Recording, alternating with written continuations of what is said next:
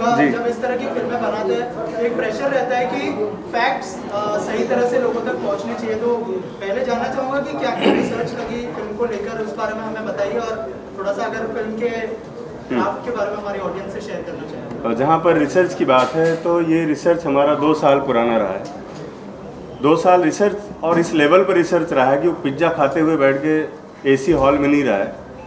वो किसी विदेशी मुल्क में जाके वहाँ से किस तरह से लोगों का पलायन होता है, वहाँ पे किस तरह से लोगों के साथ अत्याचार हुआ है, ग्राउंड लेवल पर जाकर वो काम किया गया है जो शायद किसी ने अभी तक बॉलीवुड में ना किया हो। उस लेवल पर रिसर्च हुआ है, और उस रिसर्च को सच मानते हुए आज सेंसर बोर्ड ने हमें ओके किया कि भाई आपकी फिल्म रिलीज हो सकती है, आपकी चीज़ें जो आप बोले वो सच है।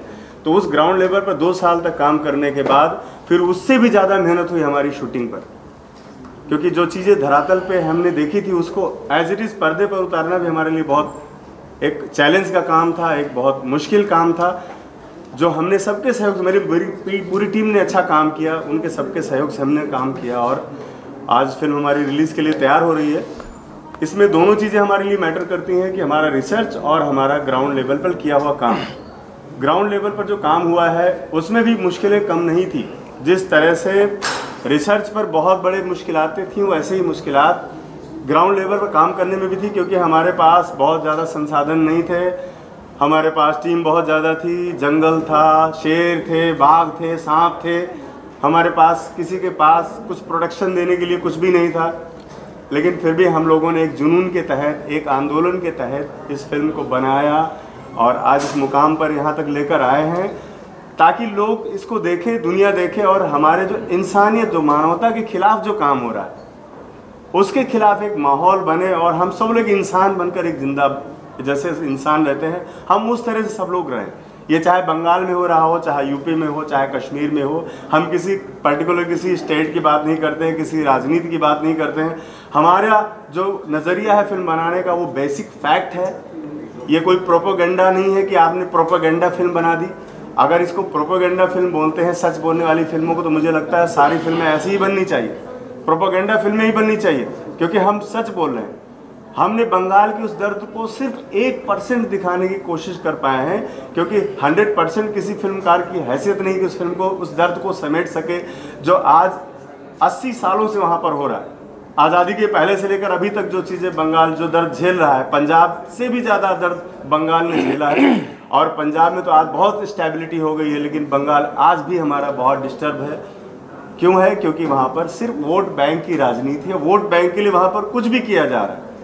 आप सोचिए कि संदेश खाली का मुद्दा मैंने सबसे पहले इस फिल्म के माध्यम से 2 साल पहले उठाया, और उसके बाद ही हम सब लोगों पर FIR दर्ज हो गई वहाँ पर।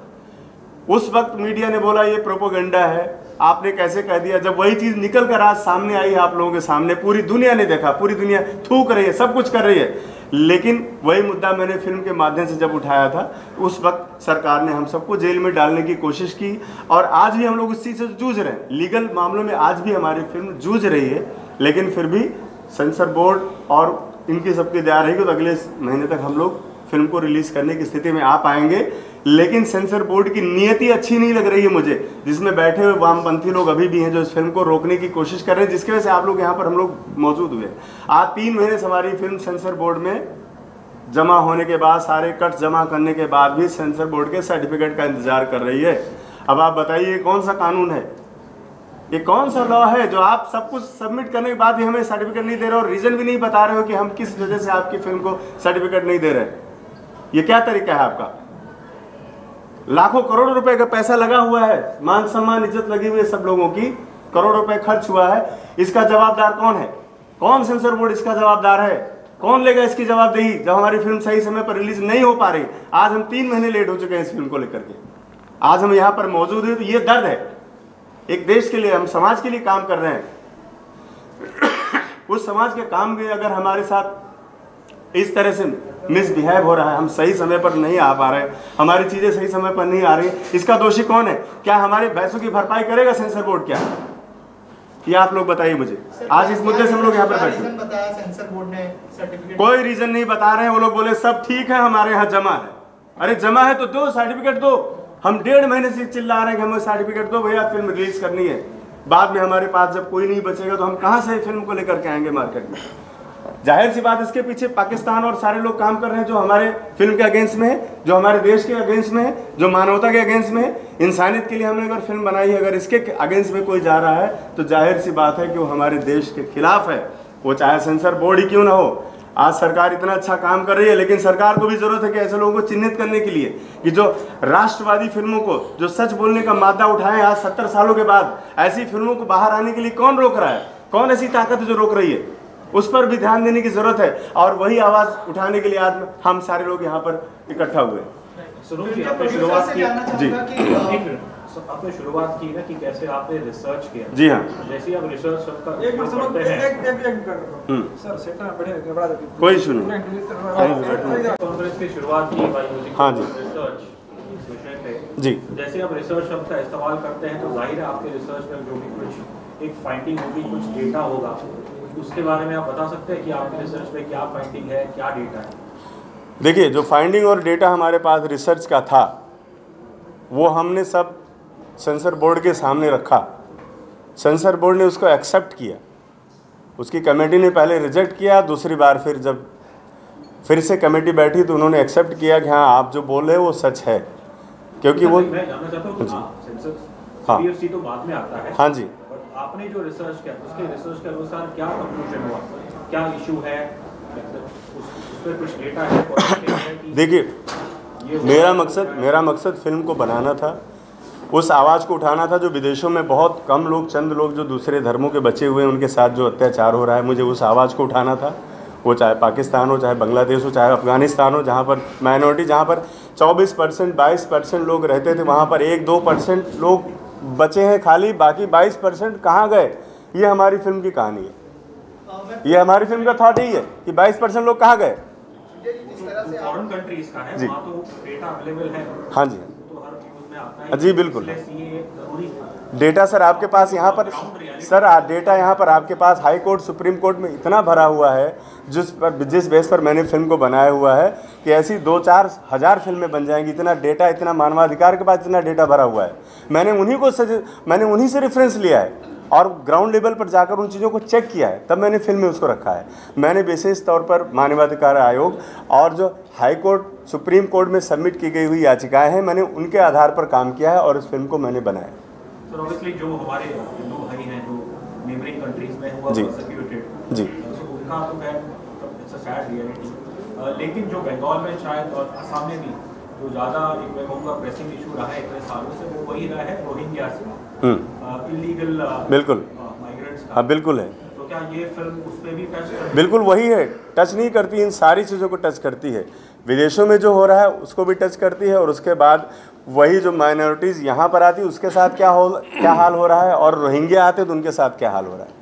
जो वहाँ के लोग आते हैं वो चूँकि बहुत गिने चुने चंद लोग, उनका कोई वोट बैंक है नहीं, तो उनको कचरे में फेंक दिया जाता है। लेकिन जो वहाँ से जो लोग आते हैं, जिनके पास एक पहनने के लिए कपड़ा है, इनके पास एक लोटा है, गरीब लोग हैं, एकदम निर्धन हैं, लेकिन फिर भी उनको दामाद जैसा बनाया जा रहा है, यहाँ पर बिठाया जा रहा है।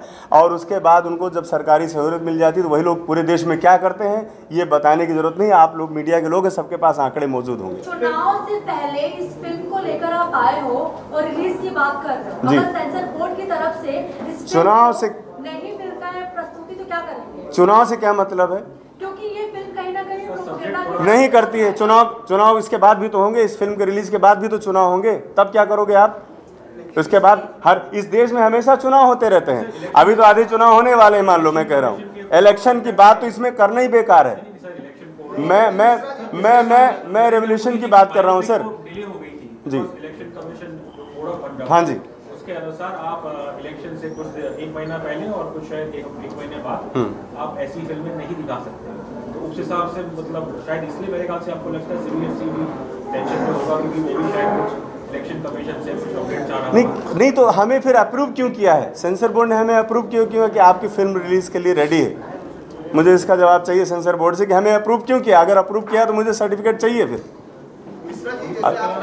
जी हाँ बिल्कुल। लेकिन जब आपने ट्रेलर लॉन्च किया था तो आपके खिलाफ नोटिस जारी हुई थी हाँ पुलिस से। हाँ उसमें अब ऑर्डर भी आ गया है। हाँ। और ऐसे में अब आप फिल्म को रिलीज करने की बात कर रहे हैं, क्या वजह मानते हैं कि सेंसर बोर्ड कहीं ना कहीं लोकसभा चुनाव को ध्यान रखते हैं, क्योंकि ये पर्टिकुलर फिल्म एक राज्य को दर्शाती हुई? मेरा ये मानना है ये कुछ नहीं है, ये सिर्फ जो अपोजिशन है उनका ये फंडा है कि किसी तरह इस फिल्म को रोक दिया जाए। मैं कह रहा हूँ इलेक्शन के बाद भी आएगी तो बात तो वही होगी ना। हम इलेक्शन से 3 महीने पहले फिल्म को रिलीज़ करना चाह रहे हैं, हमको इलेक्शन से मतलब नहीं, हमें मतलब है कि हम जो मेरा टारगेट ओरिएंटेड जो हमारा ऑडियंस में वहाँ तक पहुँचूँ और हमारे जो पैसे लगे हुए हैं वो भी वापस आए, क्योंकि ब्याज पे लिया हुआ पैसा है, कई करोड़ ब्याज पे लगा हुआ पैसा है। सीए बाद में लागू हुआ है। जी, सीए बाद में लागू हुआ, अच्छी बात है, लेकिन बंगाल में लागू हो गए है कि नहीं ये भी नहीं पता मुझे, क्योंकि वहाँ से तो मुझे सुनने में आ रहा है कि हम सीए लागू नहीं करेंगे, ऐसी बातें सुनने में आ रही। तो इस पर भी हम लोग क्यों नहीं कभी सवाल उठाते कि पूरे देश दुनिया में जिस कानून की ज़रूरत है, हमारी फिल्म सीए एनआरसी कानून का सबसे बड़ा पक्षधर हमारी फिल्म है। हम उस आवाज़ को लेकर आ रहे हैं कि क्यों ज़रूरत पड़ी इस कानून की। और जो संसद में अगर माननीय अमित शाह जी ने जो बोला है, जो बात किया है, वो इतना दर्दनाक क्यों है, उसकी वजह मैं दिखा रहा हूँ इस फिल्म में ना, और वो ऑथेंटिकल है। वो वजह सब आप लोग भी जान सकते हो, अगर आप देश दुनिया देखना चाहते हो तो वो चीज़ें आज भी आपके आसपास मौजूद हैं। तो मैं ऐसा नहीं कह सकते इलेक्शन में, मुझे तो इलेक्शन थोड़े लड़ना है कि मैं वहाँ जाके चुनाव लड़ने लगूंगा। और नहीं सुनिए सर, विपक्ष की मैं नहीं बात करता हूँ सर, मैं कह रहा हूँ पॉलिटिक्स, इलेक्शन से इस फिल्म का क्या लेना देना है। ना हम कोई राजनीति कर रहे हैं, ना हम इलेक्शन लड़ने जा रहे हैं, ना बीजेपी ने उसने फंडिंग की है कोई कि मैं उसको फ़ायदा पहुंचाने जा रहा हूं। अगर बीजेपी फंडिंग करती तो हम लोग साल भर पैसे मांगने के लिए नहीं घूमते रहते कि भैया फिल्म के पैसे दो हमको। और अगर फिल्म में हमने फंडिंग विदेशी बीजेपी की फंडिंग होती, आरएसएस की फंडिंग होती, तो ये पिक्चर 500 करोड़ की बनी होती। इस फिल्म में अक्षय कुमार, सलमान खान जैसे लोग होते। हम न्यू कुमार थिएटर आर्टिस्ट को लेकर फिल्म नहीं बनाते सर। आप इस बात को भी समझिए, मेरी दर्द को समझिए आप। फिल्म के प्रोड्यूसर से जानना चाहूँगा सर, आपसे जानना चाहूँगा इस तरह के जो सब्जेक्ट है उसको बैक करना कितना इम्पोर्टेंट है, और क्या कहना चाहेंगे जब आपको पहली बार इसके बारे में बताया तो क्या रिएक्शन था आपका, क्यों एग्री हुए आप इस तरह के सब्जेक्ट में पैसा इन्वेस्ट करने के लिए? देखिए, मैं पहले अपना परिचय दे दूं। मैं पहले वसीम रिजवी था और शिया सेंट्रल वक्फ बोर्ड उत्तर प्रदेश का 4 बार अध्यक्ष रहा हूं, 2 बार दर्जा राज मंत्री रहा हूं,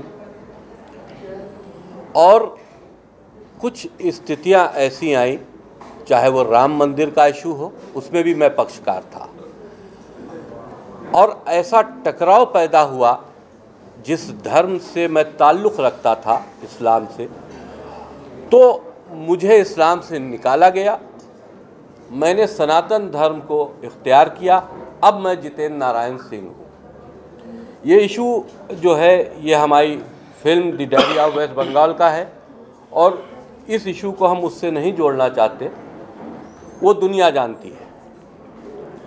देखिए, the diary of West Bengal एक ऐसी फिल्म है, आप इसको एक बंगाल से जोड़कर नहीं देख सकते। ये एक पूरे देश की समस्या है जो बंगाल से पैदा की जा रही है। बंगाल में पैदा करके उसको परवरिश दी जा रही है, वो है रोहिंग्यास। वो कट्टरपंथी लोग जो भारत के अंदर आकर जिहाद जैसा इश्यूज़ के ऊपर काम करते हैं, या भारत के अंदर आकर गजवाए हिंद की बात करते हैं, उस तरह के इश्यूज़ के ऊपर हमारी ये फिल्म है the diary of West Bengal, जो उसको एक्सपोज करती है। ये बंगाल का रास्ता इसलिए है क्योंकि घुसपैठ वहाँ से हो रही है। वहाँ पर हुकूमत, हम साफ नाम लेना चाहते हैं, मैं डरता नहीं हूँ, मैं आज तक किसी से नहीं डरा। मेरे ऊपर 5 करोड़ का गर्दन काटने का इनाम भी है।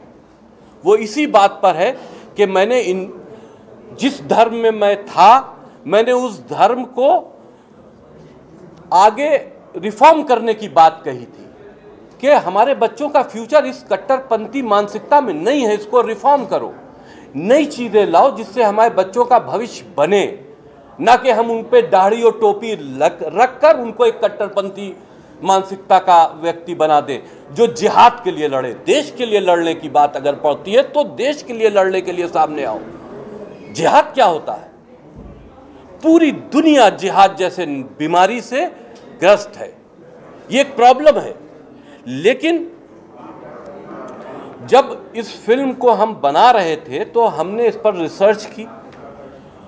इश्यूज ये आए कि ममता की हुकूमत जो बंगाल में है वो वही काम कर रही है जैसे कि कश्मीर में हुआ। आज वहां के हालात इतने खराब क्यों हैं?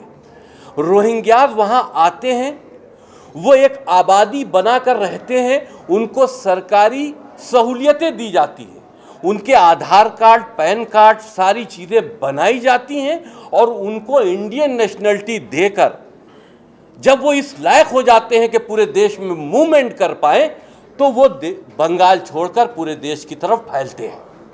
ये है बंगाल में रोहिंग्या का वो पैटर्न जिस पर ममता इन्वॉल्व है।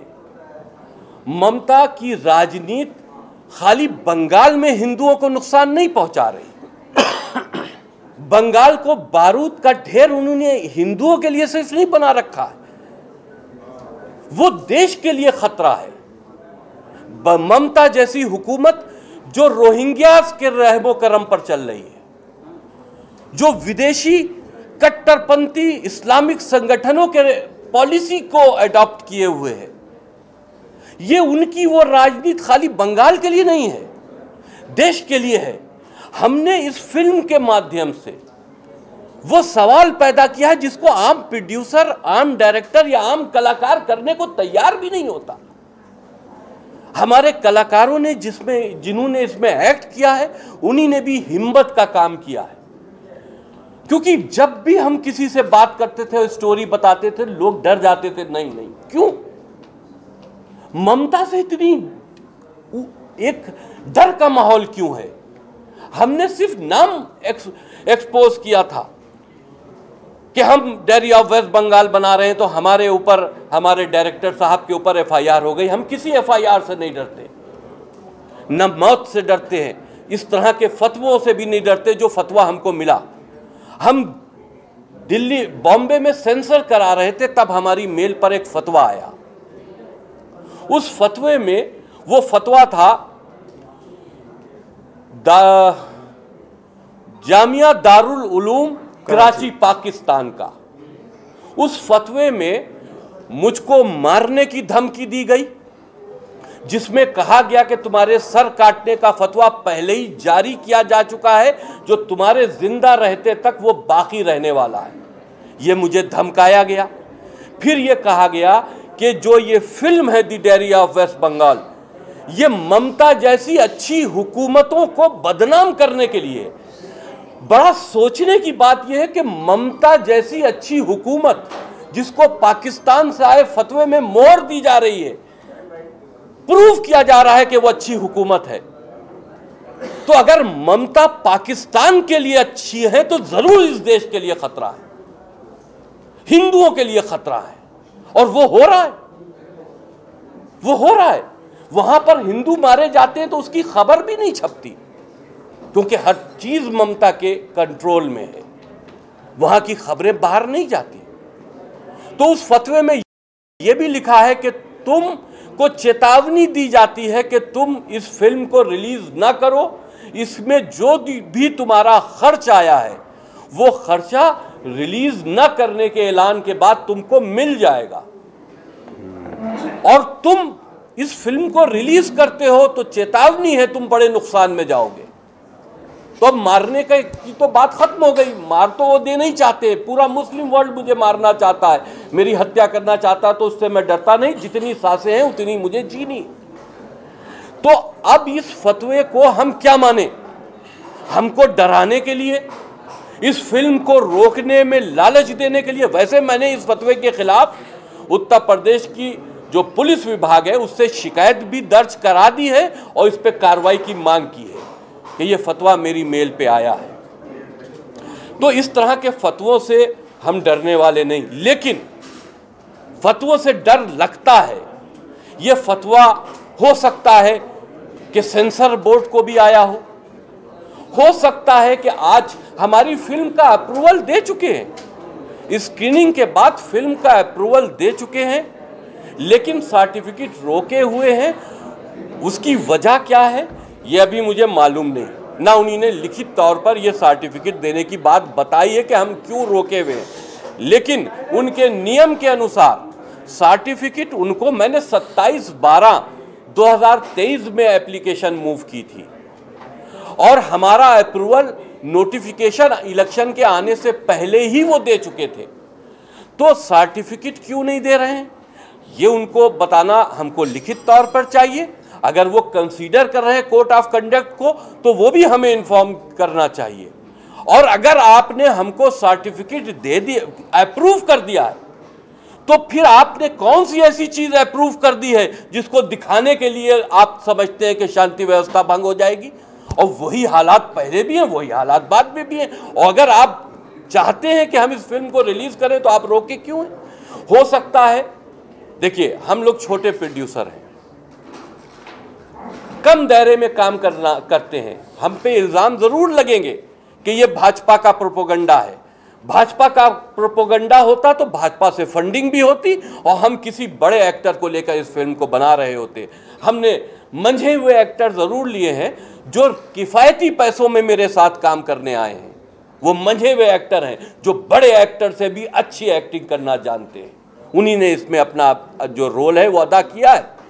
लेकिन अब ये कहा जाए कि ये सरकार के सपोर्ट में है, किसी भी बात को कमजोर करने के लिए हमेशा ये इल्जाम लगा दिया जाता है कि ये प्रोपोगंडा है, ये कमजोर करने की बात है। जब आप किसी की सच्चाई बता नहीं सकते, संदेश खली में जो हुआ, शाहजहां शेख जैसे बंगाल के अंदर एक नहीं है, 20 शाहजहां शेख हैं जिनका वहां एम्पायर चल रहा है, जो बंगाल में इस्लामिक शरीयत के कानून को भी अपने अपने क्षेत्रों में लागू किए हुए हैं। हमने खुद देखा है वहां पर हिंदू किस डर और दबाव में रह रहा है, ये देखने वाली बात है। और अगर ऐसे समाज, ऐसे मुद्दों को हम नहीं लाएंगे तो फिर इसको दिखाएगा कौन अगर सब डरेंगे। प्रोड्यूसरों को एक तो डरना नहीं चाहिए, और सर्टिफिकेट अगर रोका गया है इसमें एक वजह हम ये भी आज खुले तौर पर आपसे कह दें कि हो सकता है कि फिल्म इंडस्ट्रीज के ऊपर जिनकी मोनोपोली है खान ब्रदर्स, हो सकता है खान ब्रदर्स की भी इसमें एक्टिविटीज हो। जब बात आप लिखित तौर पर हमको स्पष्ट नहीं कर रहे हैं तो हम कुछ भी सोच सकते हैं। पाकिस्तान का दबाव है, ममता का दबाव है, या खान ब्रदर्स का दबाव है? किसके दबाव में हमको फिल्म रिलीज करने के लिए वक्त पे सर्टिफिकेट इशू नहीं किया जा रहा है? देना तो पड़ेगा क्योंकि आप अप्रूवल दे चुके हो, आज नहीं दोगे कल दोगे, लेकिन वक्त पर क्यों नहीं दे रहे हो ये एक सवाल है। तो सीधी सी बात यह है कि फिल्म एक सामाजिक इशू के ऊपर है। हिंदुओं के साथ में बंगाल में जो ममता की हुकूमत अब कर रही है, पहले भी होता था, लेकिन जो अब कर रही है वो खतरनाक है। और हिंदुओं की चिता बनाने की वहां तैयारी हो रही है, ये मैंने खुद देखा है। और इसमें ममता की हुकूमत पूरी तरह से इन्वॉल्व है। मैं इसको खुले तौर पर कह सकता हूं, वो FIR करेंगे, मुझे कोई डर नहीं। हक बात बोलना अगर गुनाह है तो वो गुनाह हमने हमेशा किया है और मैंने हमेशा हक बात ही बोली है। और इससे किसी को तकलीफ होती है तो उसकी हमें परवाह नहीं। हम बचपन से हमारा एक मिजाज रहा है कि हम मेजॉरिटी को नहीं देखते, संख्या को नहीं देखते, उनका साथ देने की कोशिश करते हैं जो कम होते हैं। आज बंगाल में हिंदू डरा हुआ है, बंगाल में हिंदुओं का शोषण हो रहा है, उनके दुख और दर्द को फिल्मी प्लेटफॉर्म पर दिखाना चाहिए। इस सोच के साथ में हमने इस फिल्म को बनाया है और हम अपने सारे जो किरदार निभाया है जिन लोगों ने, हम उन सबको बधाई देते हैं कि ये सब भी बहुत बहादुर लोग हैं जिन्होंने इस फिल्म का पार्ट बने।